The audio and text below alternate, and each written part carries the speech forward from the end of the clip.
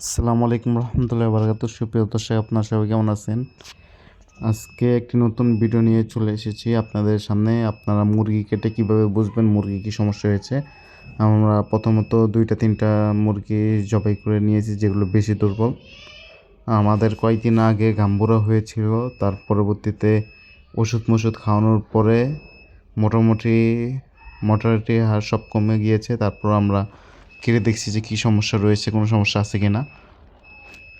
আমরা প্রথমে পায়ের এদিক দিয়ে চামড়াটা ছুলে এই হাড্ডির এই সাইড থেকে দেখবো যে কোনো রক্ত চাক বাঁধা আছে কি না।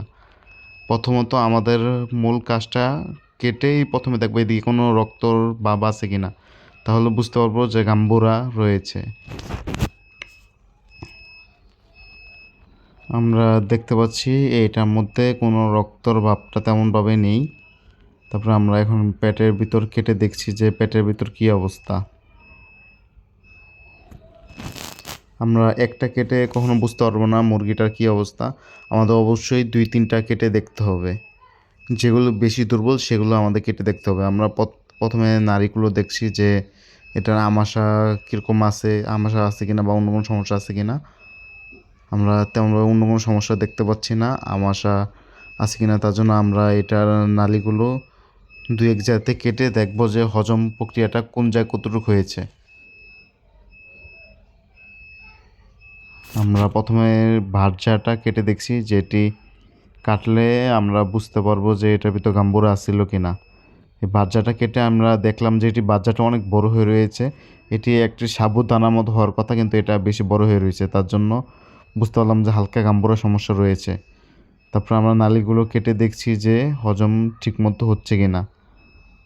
হালকা হজমের সমস্যা রয়েছে, কিন্তু কোনো আমাশার সমস্যা আমরা দেখতে পাচ্ছি না।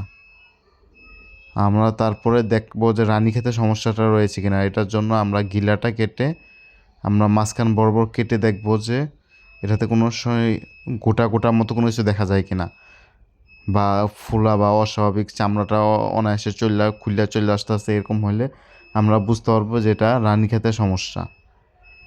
চিটা দিয়ে ঘষা দিলে যদি একটু চামড়াটা, পাতলা চামড়াটা খুলে চলে আসে, তাহলে বুঝবো রানীক্ষেতের সমস্যা। দেখতে পাচ্ছেন যে অনায়াসে উঠে আসছে না, এটা আস্তে আস্তে ছিঁড়ে ছিঁড়ে আসতেছে। তার মানে এটাতে রানীক্ষেতের সমস্যা নেই। রানীক্ষেতের হলে হালকা করে টান দিলে পুরোটা উঠে চলে আসবে, আর এটার মধ্যে গোটা গোটার মতো থাকবে। আমরা এখন দ্বিতীয়টা কেটে দেখবো যে দ্বিতীয়টার কী অবস্থা।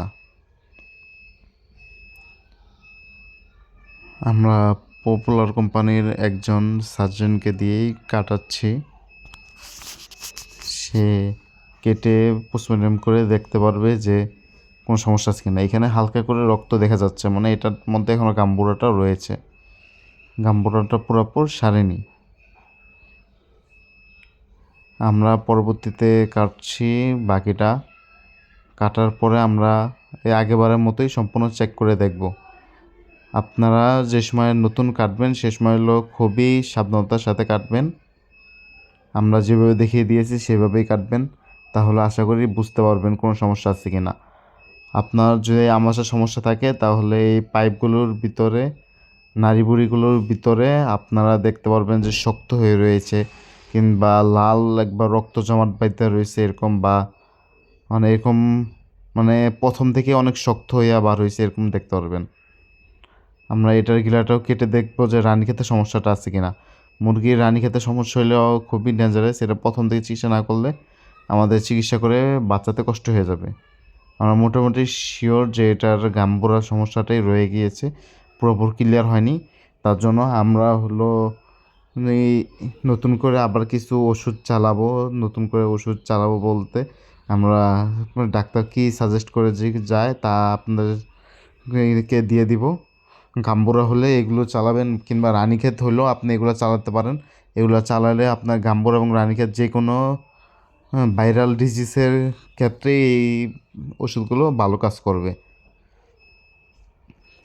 আপনার এটা হলো স্বাভাবিক চিকিৎসা হিসাবে খুবই ভালো মানের কাজ করবে। আমরা এটি খুবই দূরে নিয়ে একটু ফেলে দিলাম। এই তো দেখতে পাচ্ছেন এগুলো ওষুধই। এই ওষুধগুলো খাওয়ানোর নিয়মগুলো আমি আপনাকে বলে দিচ্ছি।